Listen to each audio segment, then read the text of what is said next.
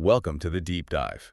If you're tracking the race to build truly capable AI, you know that teaching large language models how to reason well, how to think, is incredibly slow and, frankly, expensive. It really is. Today we're diving into a potential paradigm shift, something that attacks the core inefficiency of that whole process. We're looking at LLMs trained using reinforcement learning from verifiable rewards, RLVR for short, and specifically how researchers might have finally solved its biggest waste problem. Yeah, the inefficiency there, it really stems from standard RLVR being an on-policy training method. On policy meaning. Meaning, think about the most complex math proof or maybe a code solution a model generates. That Yeah. chain of thought, that trajectory, it's a huge computational achievement. Right. But in standard RLVR, the model uses that experience, the whole trajectory, for just one single gradient update. And then, Oh, poof, it's discarded. just like that. Gone. Immediately discarded. It's like burning a supercomputer's worth of calculation just for a tiny momentary learning step. It just squanders resources. And limits how scalable this reasoning training can actually be. Definitely limits scalability. So the model does this brilliant, complex task, but then it basically has immediate, profound amnesia. That's a good way to put it. We need a system that captures that intelligently reuses that hard-won knowledge. And the research introduces ExGRPO. That's the Experiential Group Relative Policy Optimization Framework. Right, ExGRPO. Designed, they say, to maximize learning efficiency, and this seems key stability, by strategically replaying those past experiences. And that's the real challenge, isn't it? How do you turn that single fleeting experience into something repeatable, a stable lesson? ExGRPO, it hinges on this idea that the interactions you've already collected, they contain information that can stabilize and accelerate learning. Okay. But for this to actually work in complex reasoning, you first need a really high-definition filter. You have to know what makes a piece of past experience valuable. That's the first mystery then. Before we start replaying these rollouts, these trajectories, we need to know which ones are actually worth keeping. Exactly. So the researchers, they did a systematic analysis, and they identified two main indicators of experience value. And apparently they challenged some basic assumptions about what makes good training data. They do. The first metric they looked at is rollout correctness. This basically tells us how difficult the question is for the model at that moment. Okay, difficulty. Yeah. So they bucketed questions based on the model's success rate during the rollout. You had easy, that's 75% to 100% correct answers. Right. Medium, which is 25% up to 75% correct. And then hard, anything from 0% up to 25% correct. And the second metric? The second one is trajectory entropy. This measures the model's uncertainty, or you could say the degree of randomness when it's generating that specific reasoning sequence, the chain of thought itself. Okay, let's pause on that difficulty finding for a second, because that sounds like the real aha moment. It was pretty surprising. We usually assume, right, if you want a model to get smarter, you hammer it with the hardest problems, the ones it keeps failing at. The common intuition. But this research found that training the model only on those medium difficulty questions that yielded the biggest performance gains. Why? Why is that 25% to 75% accuracy range the sweet spot? Well, think about it. In that intermediate range, the model is struggling enough that there are real learning opportunities. Okay. But it's also succeeding just often enough to get a meaningful reward signal. Something to learn from.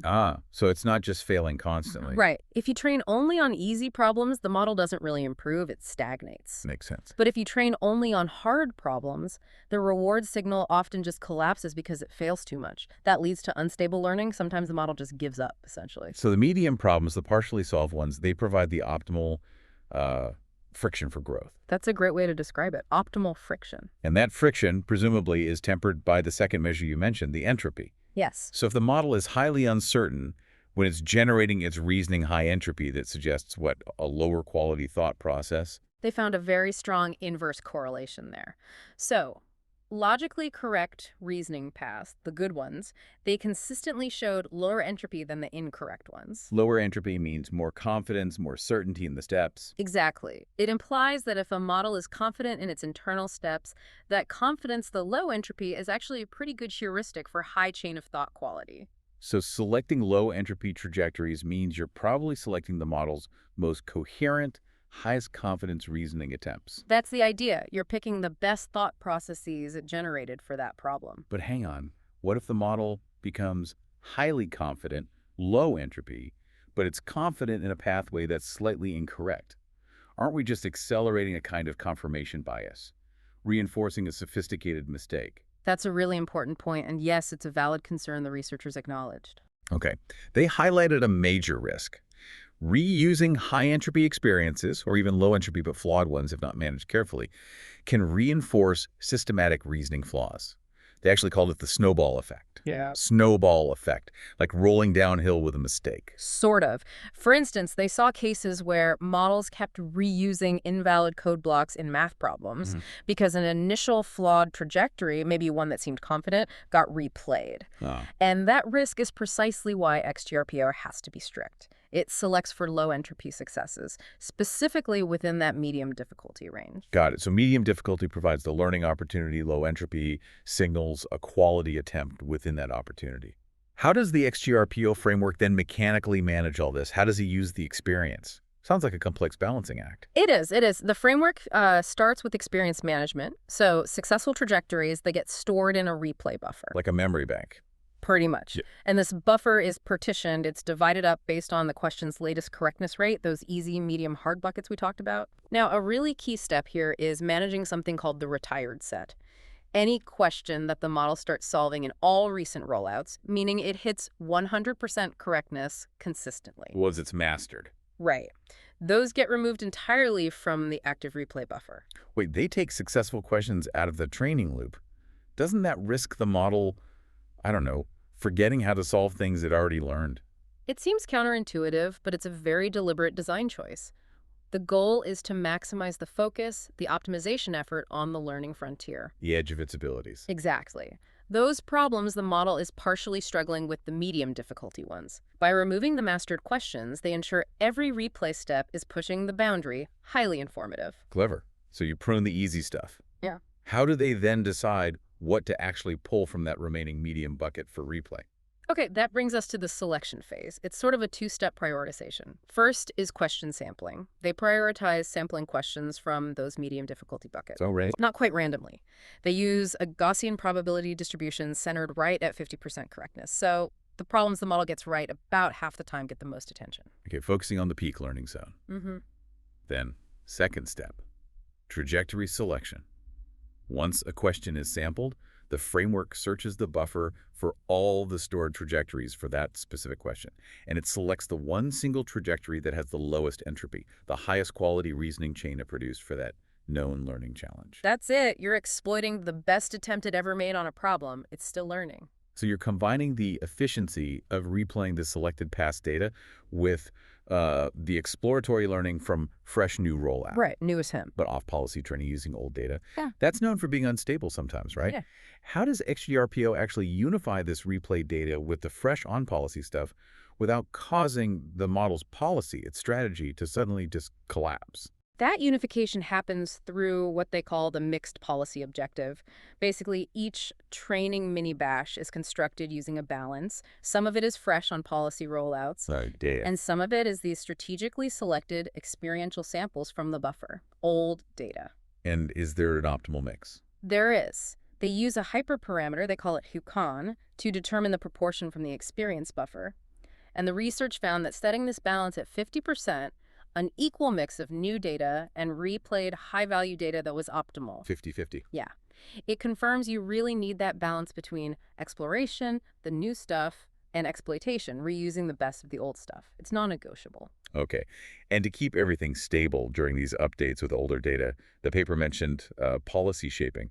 That sounds a bit like jargon. Can you unpack that? Absolutely. These stabilization measures are critical. Policy shaping is one. It involves modulating the importance ratio gradient for the replayed trajectories. Okay. Simpler terms. Think of the importance ratio as like a volume dial for how much influence a piece of replayed data should have on the current policy, the current strategy. Right. Policy shaping acts like an adaptive volume control. If a piece of old data gives a signal that's way too strong, potentially disruptive, it dampens it down. Turns the volume down on potentially bad advice from the past. Kind of. And if the signal is weak but useful, it might subtly amplify it. It just controls the variance, ensures the model learns smoothly, incrementally, rather than taking these huge wild swings based on old data. So it protects against one single piece of high leverage, maybe outdated data derailing the whole training process. Makes sense. What's the second measure? The second one is a delayed start mechanism. Basically, ExGRPO it doesn't start replaying experience until the model reaches a certain baseline performance. Wait until it's sort of figured out the basics. Essentially, yes. Okay. They measure this using the batch pass at one metric. That's just how often the model gets the right answer on the first try. Then ExGRPO kicks in. Then it activates. This makes sure that the initial experiences being collected and stored in that replay buffer are already of a certain minimum quality before the replay process even begins. So you don't pollute the buffer with truly terrible early attempts from when the model knew nothing. Exactly. Prevents garbage in, garbage out, especially early on. Okay, so after implementing this whole clever, principled management system, you're prioritizing medium difficulty, low entropy, you're balancing the mix, stabilizing it.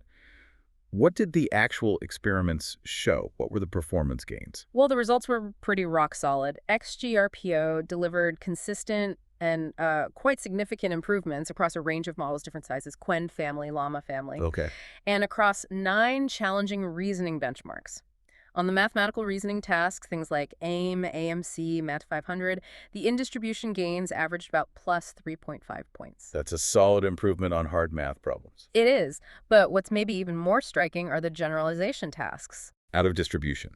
Testing if it learned concepts, not just memorized. Problems like ARCC, GPQA. On those, the average gain was even larger. Plus 7.6 points. Wow, plus 7.6 on generalization. That's substantial. Generalization is kind of the holy grail here. It really is. But you also mentioned stability. The real testament to ExGRPO's utility maybe comes from the robustness findings.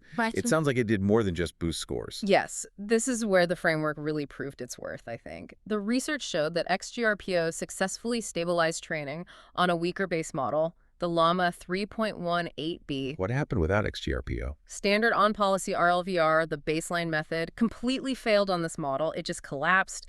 The initial rewards were too low. The entropy exploded. It couldn't learn stably. But ExGRPO saved it. By strategically replaying those few successful attempts, those lucky hits that got stored in the buffer early on, ExGRPO was able to provide enough guidance. It prevented catastrophic forgetting and guided that struggling model towards a stable learning path. That's a powerful demonstration.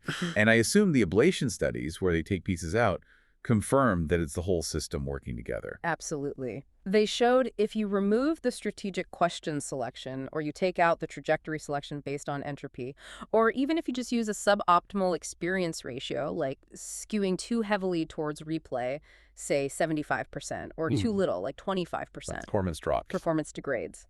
The full integrated ExGRPO approach with all its components was necessary to get both the superior performance and that crucial stability. So ExGRPO really demonstrates that efficiently managing the model's own experience, guided by these objective metrics, difficulty and quality, or correctness and entropy, is a really powerful ingredient. Helps achieve scalable and stable reasoning. Yeah, we've moved from just generating these rollouts and throwing them away to treating them as a valuable, reusable asset. It validates the potential of experience-based RL, reinforcement learning, in this complex reasoning domain, especially when you couple it with smart data prioritization. And it makes the whole learning process far more compute efficient, which is a huge bottleneck right now. Definitely. So if ExGRPO focuses so successfully on leveraging these valuable successes, the low entropy attempts at medium difficulty problems, we can end with a thought that actually came from the research itself.